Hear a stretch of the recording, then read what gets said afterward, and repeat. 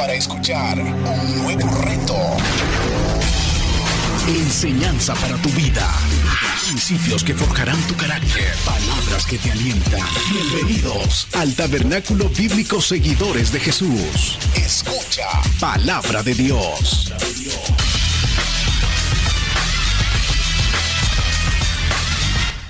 El domingo tiene eso en especial. Conmemoramos la resurrección de Jesús. No solo una época como hoy. Los cristianos deberíamos de correr al templo, pero lastimosamente no todos tenemos la misma dimensión para poder ver este evento tan grande que en todo el mundo se celebra. Vamos a buscar el libro de los Salmos, Salmo 16, versículo 10. Vamos a tomar esa porción en el Antiguo Testamento para ver cómo se cumple esa profecía que ya el salmista lo había dicho. Salmo 16, versículo 10 y 11. Vamos a leer los dos versículos que están ahí. Son unos textos maravillosos. Así dice el Señor, todos juntos a una voz. Porque no dejarás mi alma en el Seol, ni permitirás que tu santo vea corrupción. Me mostrarás la senda de la vida. En tu presencia hay plenitud de gozo, delicias a tu diestra para siempre. Padre, gracias, Señor, te damos en este día maravilloso. Estamos gozosos, Señor, de celebrar la victoria de nuestro amado Señor Jesucristo. Estamos felices, Señor, porque es nuestra garantía de nuestra salvación y también nuestra seguridad. Y la esperanza, Dios, de que vamos a tener un cuerpo glorificado, porque Cristo lo ganó. Y así como Él resucitó, bendito Dios, con ese cuerpo glorificado también nosotros. De la misma manera, Señor, estaremos con un cuerpo similar al de Cristo, alabándote y dándote gloria por los siglos de los siglos. Gracias, Jesús. Gracias por haber hecho posible esta reconciliación. Te pedimos también en esta misma comunión que bendigas al pueblo de Israel y concédele paz dentro de los muros de Jerusalén. Y también te rogamos, Señor, por esta nación que nos permite estar en estos días. Bendice al presidente, ayúdalo para que tome decisiones sabias, justas y con misericordia. Y también te pedimos, Dios, por todos nosotros, que podamos levantarnos y proclamar el glorioso evangelio. Todo te lo pedimos en el nombre de Jesús, Señor nuestro. Amén. Y amén. Puede tomar su lugar, amados hermanos y hermanas. Es un gran privilegio para la iglesia, para el cristiano, el poder tener este es un honor que no lo merecemos, de celebrar algo histórico. El mundo sin Cristo busca la verdad. El hombre sin Dios se pregunta, ¿de dónde vengo? ¿A dónde voy? ¿Y quién soy? Pero el verdadero cristiano sabe de dónde viene, a dónde va y quién es, porque el Señor le ha dado identidad. Tenemos identidad. Y ya no tenemos esa angustia de estar ahí en duda, sino que tenemos fe, tenemos convicción, tenemos certeza de quién es nuestro Dios. No celebramos un líder que está sepultado como lo hacen los musulmanes o los que celebran a Buda o los que celebran a algún santo, a alguna virgen, inventados por ellos mismos. No, nosotros adoramos al Dios verdadero, hermanas y hermanos. La Biblia nos dice que Jesús es el primero que sale de la tumba. El primero. Nadie más, antes de Cristo, ni después de Cristo, tiene la potestad de salir por sí mismo de la tumba. Mis queridos hermanos y hermanas, la resurrección de nuestro amado Señor Jesucristo es un hecho histórico. Hay un lugar geográfico. No solamente en la Biblia encontramos esta historia, sino en los libros de la humanidad, en los libros de los italianos, en los libros de los judíos, en los libros de los griegos, en los libros históricos que existen en el mundo. Ahí está, antes de Cristo y después de Cristo. Este es el hecho, hermanas y hermanos, que cambia la historia. Si Jesús no hubiera resucitado, no tendría peso. Es la resurrección de Cristo que le da el valor enorme y la exaltación, la glorificación a Jesús por los siglos de los siglos. Si Jesús no hubiera resucitado, entonces estaríamos condenados, dice el apóstol Pablo en 1 Corintios 15. Y si Jesús no hubiera resucitado, entonces Dios sería mentiroso, porque Él había prometido que el Mesías iba a resucitar, como lo acabamos de leer en el Salmo 16:10. La resurrección de nuestro amado Señor Jesucristo es un hecho histórico. Y qué deleite. 1 Corintios capítulo 15, versículo 20 dice: mas ahora Cristo ha resucitado de los muertos, primicias, primicia de los que durmieron es hecho. Porque por cuanto la muerte entró por un hombre, también por un hombre la resurrección de los muertos.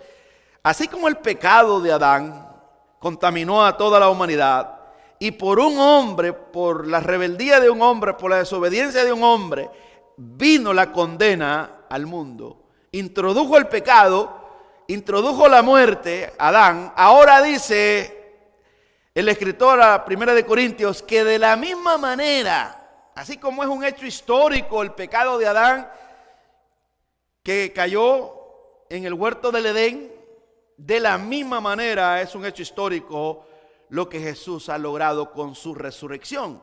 Y esto nadie lo puede detener, aunque el hombre ha intentado estorbar, pero en lugar de apagarlo como que fuera un incendio que más fuerza agarra el fuego, es imparable. Ahí lo dice 1 Corintios capítulo 15 versículo 21. Porque por cuanto la muerte entró por un hombre, esta es una mala noticia, pero luego viene la buena noticia, también por un hombre la resurrección de los muertos, porque así como en Adán todos mueren, también en Cristo todos serán vivificados. Hermanas y hermanos, esto es lo que celebramos hoy. Esto es lo que celebramos todos los domingos, la esperanza para la humanidad. Estaba meditando esta semana y decía, ¿qué tal si todos los evangélicos, cada persona, cada hombre, invirtiéramos un día a la semana en hablar de Cristo? ¿Qué pasaría en el mundo? El mundo sería sacudido. Imagínense cuántos cristianos no vemos en el mundo, hermanas y hermanos. Millones y millones de personas hablando de Cristo. Pero lastimosamente, como somos tierra, la tierra nos ha atrapado y estamos batallando, luchando, y nosotros preocupados por estas cosas perecederas, cosas sin valor, que no son eternas, que van a ser quemadas, que están sentenciadas, están bajo maldición, todo lo que hay en el mundo. Y no podemos ver las cosas eternas, las cosas celestiales, que son las que nos van a acompañar por la eternidad. Esa es nuestra condición, hermanas, esa es nuestra realidad. Batallamos, necesitamos al Espíritu Santo en nuestra vida. Este es el evangelio para toda la humanidad, que Jesús resucitó al tercer día, que Él no se quedó en la tumba, y esa es la esperanza para el condenado. la libertad que debemos de anunciar y debemos nosotros de celebrar. Debemos de cantar el domingo a las 5 de la mañana. Deberíamos de levantarnos y correr al templo a celebrar a Cristo con gozo, con alegría, no con tristeza. Y decirle a Dios, ayúdame Señor que este día me olvide de todas esas cosas con las que estoy luchando, con todos esos problemas. Y dame ese gozo que necesito. ¿Usted cree que Dios no lo va a proveer? Pero ¿qué pasa el sábado en la noche? Las personas, muchos, ¿cómo van a poder venir al templo el domingo si pasan viendo películas? Otros se van a cumpleaños, se van a comer y quedan bien llenos. ¿Cómo? ¿Y de dónde? Como dice un hermano por aquí. ¿Y de dónde? Esa es la triste realidad que viven algunas personas. Tenemos que orar mucho para que Dios nos levante, nos despierte, porque Cristo está a la puerta. Este mundo está agonizando, esto está en angustia, pero hay muchos que están como distraídos. No, hermanas y hermanos, hoy es un día maravilloso. 1 Corintios 15:3 dice, porque primeramente os he enseñado lo que asimismo recibí, que Cristo murió, dice que Cristo murió por nuestros pecados, murió conforme a las Escrituras, y que fue sepultado y que resucitó al tercer día conforme a las Escrituras, y que apareció a Cefas y después a los 12, después apareció a más de 500 hermanos a la vez, de los cuales muchos viven aún y otros ya duermen. Mis queridos hermanos y hermanas, Jesús vive hoy. ¿Cuánto lo creemos? Él vive hoy. Él está vivo. Nosotros no adoramos un Dios muerto, adoramos un Dios vivo. Y nuestro Dios también no es un Dios de muertos, sino un Dios de vivos. Apocalipsis 1:17 dice, cuando le vi, caí como muerto a sus pies. Y él puso su diestra sobre mí, diciéndome, no temas, yo soy el primero y el último, y el que vivo y estuve muerto. Mas he aquí que vivo por los siglos de los siglos. Amén. Y tengo las llaves de la muerte y del Hades. Lo controlo todo. Le estaba diciendo Jesús a Juan en la isla de Pasmo. Ya me imagino a Juan todo lleno de cicatrices por el fuego del aceite, porque él había sido metido en un recipiente de aceite caliente, y ahora él dice que se desmaya al ver la majestad de Jesús. Y el Señor le dice, yo estuve muerto, ¿te acuerdas? Que te recostabas en mi pecho, en mi regazo, para oír. Ya estaba anciano Juan ahí, pero qué consuelo, qué alegría la que llegó. Probablemente él pensó que ahí iba a terminar en esa isla rocosa, pero sabemos que él terminó en Éfeso sus últimos días. Esto es impresionante. Dice que cuando le vi, caí como muerto a sus pies, se desmayó. Esto es impresionante, el gozo, el impacto de Jesús. Yo le pido al Señor que los domingos o los martes o los viernes nosotros tengamos un sentir que nos vamos a encontrar con Jesús por medio de su palabra, y que algo va a pasar con esta reunión. Vamos a seguir orando para que Dios nos conceda ese sentir y nuestro cuerpo pueda programarse así como está programado para trabajar, que ya mañana, si usted, pues mañana es holiday y no va a trabajar, automáticamente se va a despertar como si va a ir a trabajar, pero es porque ya su cuerpo está programado a esa rutina. Colosenses 1:18 dice, y Él es la cabeza del cuerpo, que es la iglesia, el que es el principio, el primogénito de entre los muertos, el primogénito de los muertos, para que en todo tenga la preeminencia, en todo, así como en el sufrimiento, como en la santidad, como en el sacrificio, como en su gobierno.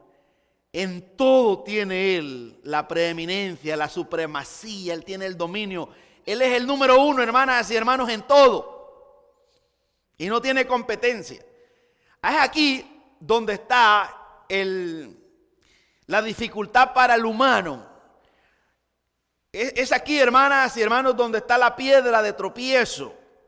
Porque Jesús termina con la gloria del hombre, porque Él acapara todo, el todo o nada. Aquí no queda espacio para el hombre. El hombre es reducido a una criatura. Cuando ve la majestad, hasta los demonios temblaban cuando Jesús iba pasando por ahí, exclamaban, salían. El hombre también tiembla cuando escucha el nombre de Jesús. La resurrección de Jesús, hermanas y hermanos, es un hecho histórico maravilloso. Es una profecía cumplida. Lo acabamos de leer y lo voy a volver a leer en el libro de los Salmos, capítulo 16, versículo 10. El salmista lo dijo probablemente unos 1000 años. Los salmos fueron escritos 1000 a 500 años antes de Cristo. Dice: porque no dejarás mi alma en el Seol. Esto lo sabemos nosotros, que no está hablando de David, no está hablando de un rey común y corriente, sino que es una profecía. Porque David ahí está sepultado, y todos los demás reyes, y todos los profetas, y todos los sacerdotes. Pero Cristo no está sepultado. Ni permitirás que tu santo vea corrupción, dice ahí el texto. A esto es lo que el apóstol Pablo en 1 Corintios 15, 4 está diciendo, está citando. Él está diciendo: conforme a las escrituras, conforme a lo que Dios ha establecido, así es como Él resucitó, cumpliendo, revelando la veracidad del eterno Dios. Dios no miente, ahí está. Él prometió que el Mesías iba a sufrir y que la serpiente iba a morder el carcañar, pero Él se iba a parar en la cabeza de la serpiente, dando a entender la derrota de la muerte de Satanás y de todos los demonios, y trayendo vida eterna para la iglesia, para todos los que creen en Él. Miremos brevemente, hermanas y hermanos, los testigos de la resurrección de Jesús. Hay testigos oculares de la resurrección de Cristo. En la ley de Moisés, la ley mosaica dada por Dios, se dice que para que un veredicto sea justo y veraz, se tiene que contar con 2 o 3 testigos oculares. Ve usted cuando hay un caso que no es según el proceso, como la ley lo exige, el escándalo que se hace. Ve cómo han estado las noticias hoy allí de aquel que lo llevaron para El Salvador. Entonces, este sistema legal de las leyes civiles fue establecido por Dios. Claro que nosotros vamos viendo cómo se va desarrollando la historia y se va descubriendo todos los delitos que puede tener una persona, y al final pues queda condenada. Bueno, en la ley dada por Dios, para que algo sea creíble deben de haber testigos. Deuteronomio 19:15 dice: no se tomará en cuenta a un solo testigo contra ninguno en cualquier delito ni en cualquier pecado, en relación con cualquiera ofensa cometida. Solo por el testimonio de 2 o 3 testigos se mantendrá la acusación, establecido por Dios.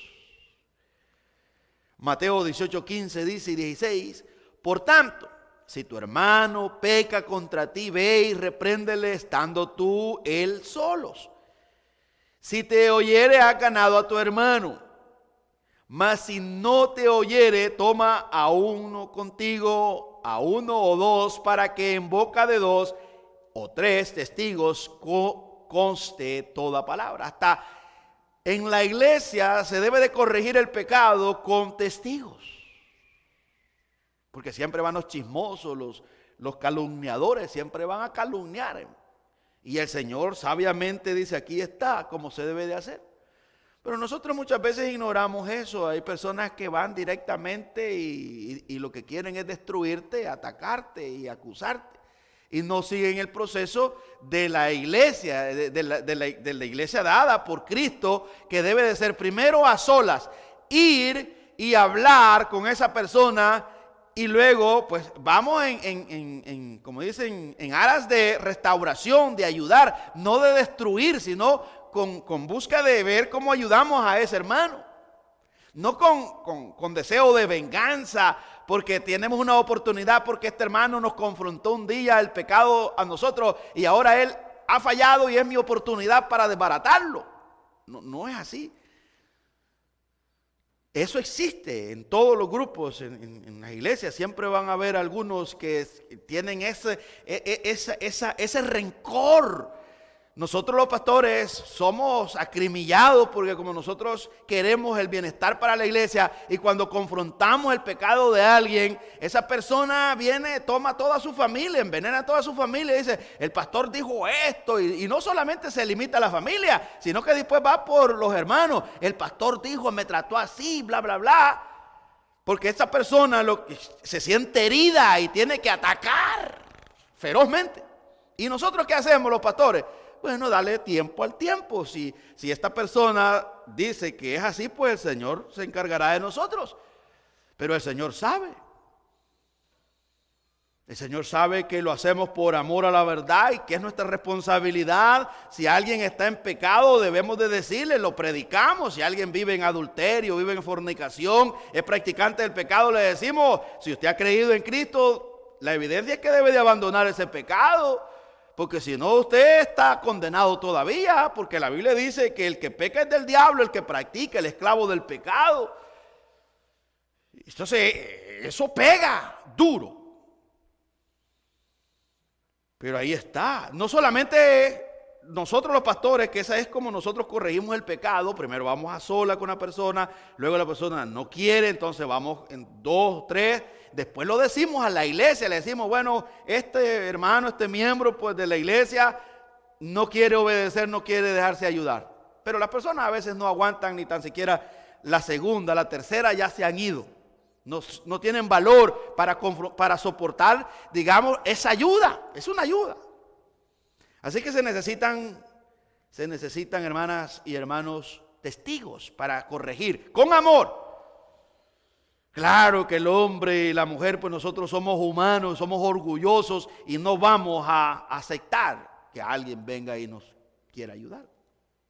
Estamos hablando de la resurrección. Estamos hablando de cómo Dios ha orquestado, cómo Dios ha ordenado, de cómo se debe de dar por hecho algo que ha sucedido. Aquí estamos hablando de la resurrección. De acuerdo a la Biblia, se demanda que hayan 2 o 3 testigos para que sea veraz. Segunda de Corintios 13:1 dice, esta es la tercera vez que voy a vosotros. Por boca de 2 o de 3 testigos se decidirá todo asunto. Óigalo bien, el apóstol Pablo, aferrándose a el sistema de Dios, dice, esta es la tercera vez que voy a vosotros. Por boca de 2 o de 3 testigos se decidirá todo asunto. Se va a decidir de acuerdo a la Biblia, no a la carrera. Porque habían muchas preguntas, había muchas acusaciones. Recuerden que esta iglesia de Corinto tenía un individuo en la primera carta que se acostaba con su madrastra. Entonces había un pecado moral ahí terrible. La iglesia estaba confundida, como hoy en día. O sea, hay mucha tolerancia, hay muchas personas que viven el cristianismo a su manera, a su conveniencia, y por eso ellos buscan un lugar donde su pecado no sea confrontado. Porque nos gusta la tradición, porque en la tradición vamos al Villa Cruz en la mañana y en la noche andamos bien borrachos o andamos allá en el party ya celebrando y el sábado de gloria andamos ya semidesnudos allá en la playa tirándonos la ola y danzando. Ese es el relajo en nuestra región.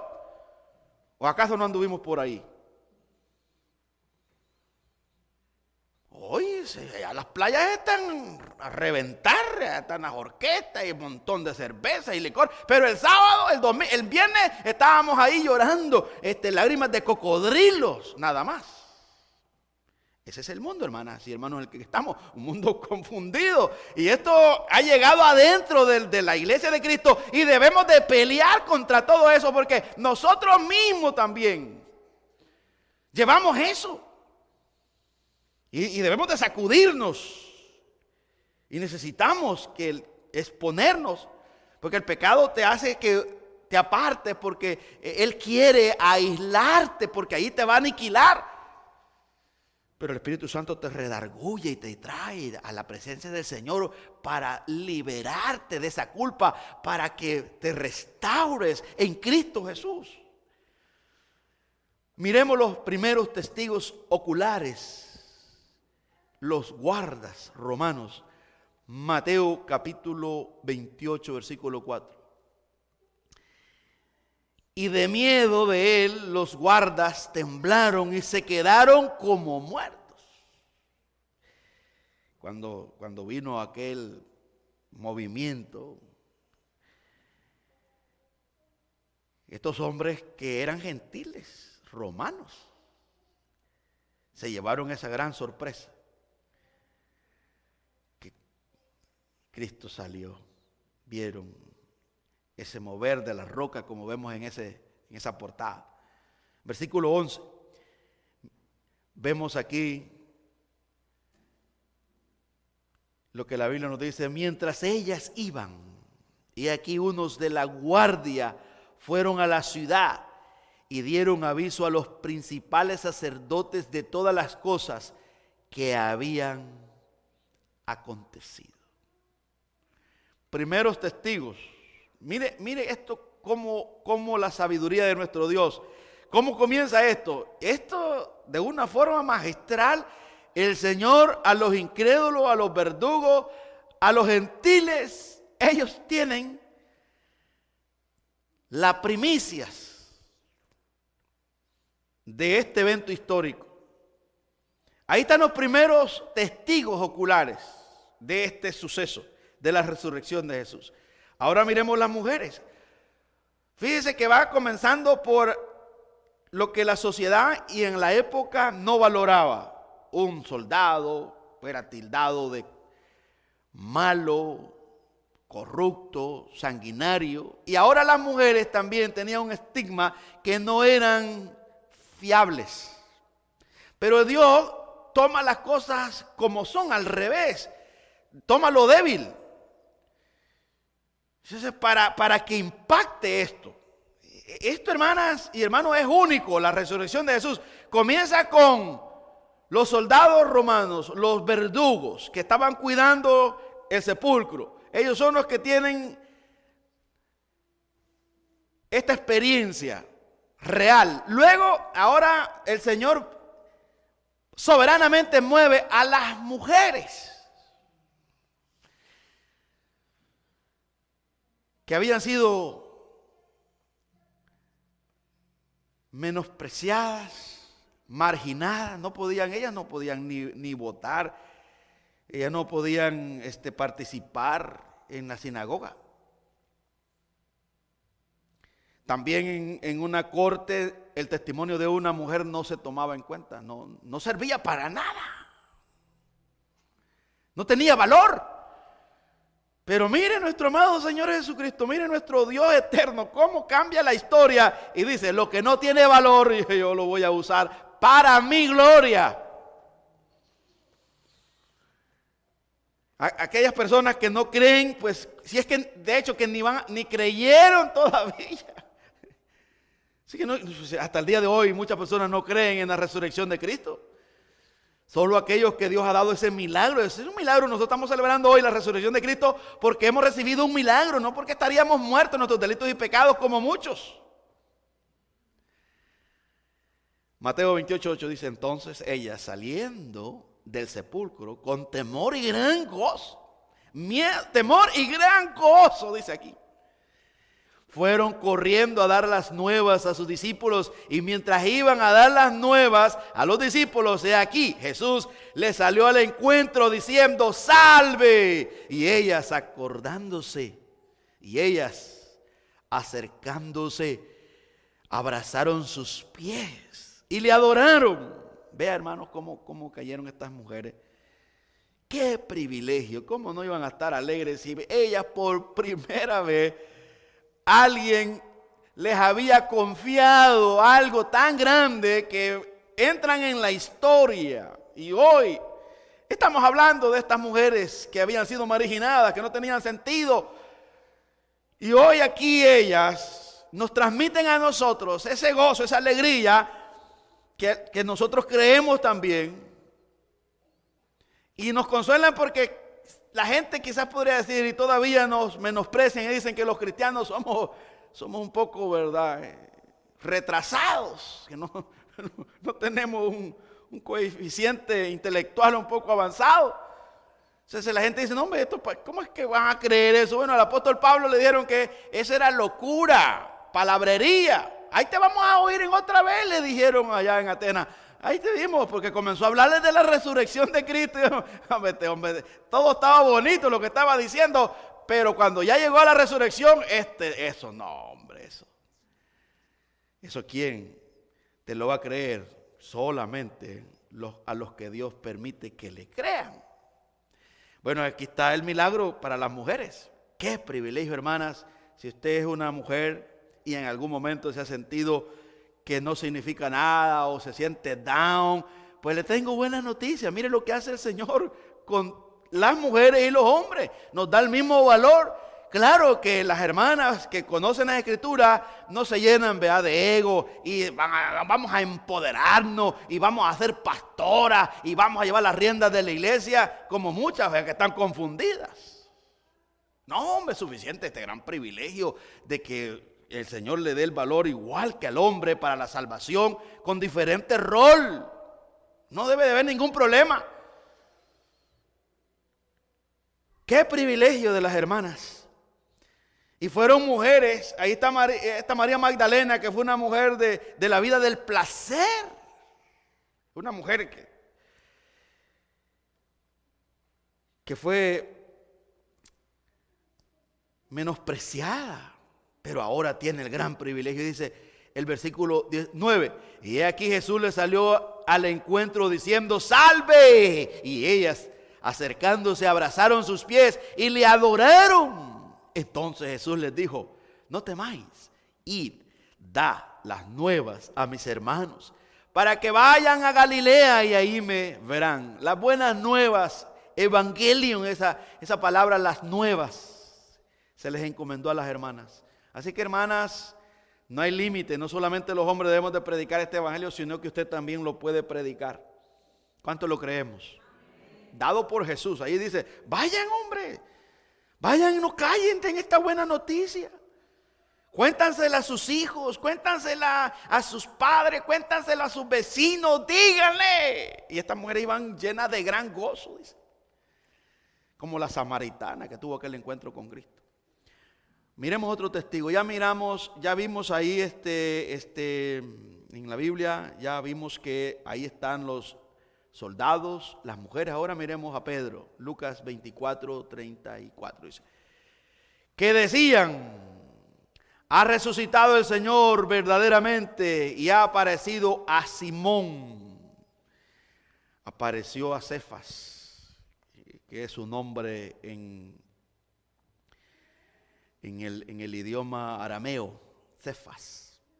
Ahora ya vimos los soldados, las mujeres, Pedro, y ahora se aparece Jesús a los 11. Marcos 16:14 dice, finalmente se apareció a los 11 mismos, estando ellos sentados a la mesa, y les reprochó su incredulidad y dureza de corazón, porque no habían creído a los que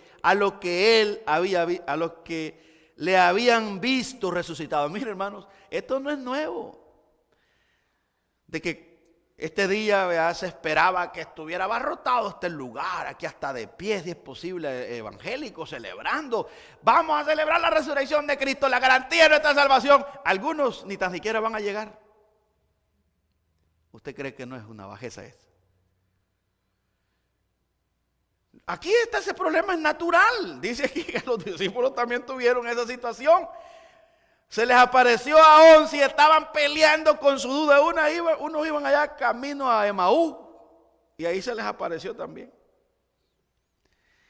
Mateo 28:16 dice: pero los 11 discípulos se fueron a Galilea, al monte donde Jesús les había ordenado, y cuando le vieron, le adoraron, pero algunos dudaban. Todavía dudaban.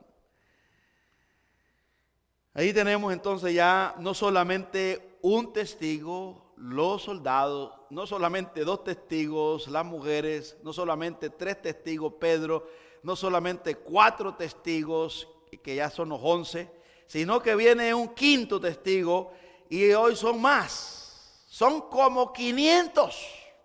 Ahí lo dice, 1 Corintios 15:6, después apareció a más de 500 hermanos a la vez, de los cuales muchos viven aún y otros ya duermen. El apóstol Pablo dice, hay una gran cantidad de personas que tuvo el privilegio de ver a Jesús resucitado. Se le puede ir a preguntar, algunos ya murieron, pero hay muchos que viven.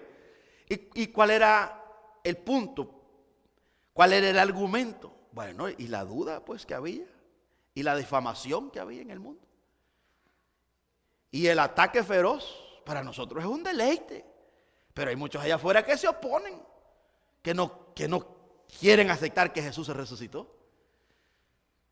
Porque esto también es glorioso para nosotros, es un deleite, pero es condena para el incrédulo, porque le deja ver que hay vida eterna, que hay una mejor vida en la eternidad que Cristo ganó, y que el pecador condenado necesita a Jesús para poder escapar de la ira de Dios, porque Jesús ha ganado una salvación eterna para darla por gracia. Y aquí el orgulloso bien se humilla, o como Faraón termina ahogándose en el mar rojo.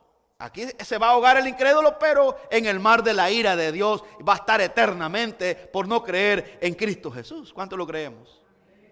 Pero los que hemos recibido esta buena noticia y el Señor ha hecho ese milagro, somos doblemente bendecidos, dichosos, porque hemos confiado y lo testificamos hoy, lo cantamos, que Él vive hoy por los siglos de los siglos. No solamente vive en todo el mundo afuera, sino que vive dentro de nosotros. Se ha entronado Cristo, ahí está Cristo, y por eso estamos vivos nosotros, por eso lo adoramos, lo sentimos. Podemos decir, no, nosotros no hablamos solamente teoría, palabras, no, hablamos algo en concreto. Él ha llenado nuestro ser de paz, de gozo. Él ha cambiado nuestro lamento en baile. Celebramos algo real, no es un cuento. Esto es real, que hay que vivirlo para poder compartirlo. A Dios la honra y la gloria, porque Cristo está vivo. Y nosotros también, juntamente con Él, hemos resucitado. ¿Lo creemos? Así que tenemos suficientes testigos. Nadie va a poder refutar esta historia. Y aunque hayan enemigos, que lo veremos en el próximo servicio, los enemigos de la resurrección de Cristo. Si quiere, solamente para dejarlo ahí, vaya conmigo a Mateo 28. Mateo 28, hay un relato aquí que es impresionante. Dice el versículo 11 que nosotros leímos hace un momento, dice, mientras ellas iban, he aquí unos de la guardia, dice el versículo 11 de Mateo 28. Fueron a la ciudad y dieron aviso a los principales sacerdotes de todas las cosas que habían acontecido. Y reunidos con los ancianos y habido consejo, dieron mucho dinero a los soldados, diciendo, decid vosotros, sus discípulos vinieron de noche y lo hurtaron, estando nosotros dormidos. Y si esto lo oyere el gobernador, nosotros le persuadiremos y os pondremos a salvo. Y ellos, tomando el dinero, hicieron como se les había instruido. Este dicho se ha divulgado entre los judíos hasta el día de hoy. Como dijo Jesús, bienaventurado aquel que no vio y creyó. Padre, gracias te damos, Señor. Gracias por escuchar este mensaje. Esperamos que haya sido de edificación para su vida. Si usted no conoce de Jesús y en este día está arrepentido de sus pecados, ore de esta manera. Señor Jesús, en este momento me arrepiento de mis pecados. Reconozco que tú eres mi único y suficiente Salvador personal. Creo que eres Dios, que moriste en la cruz por mis pecados y que resucitaste al tercer día. Me arrepiento y me confieso pecador. Señor, perdóname y acéptame como tu Hijo. Doy gracias al Padre por enviar a su Hijo a morir en la cruz por mi lugar. Gracias, Jesús, por aceptar mi vida. En Cristo Jesús, Señor y Dios nuestro. Amén.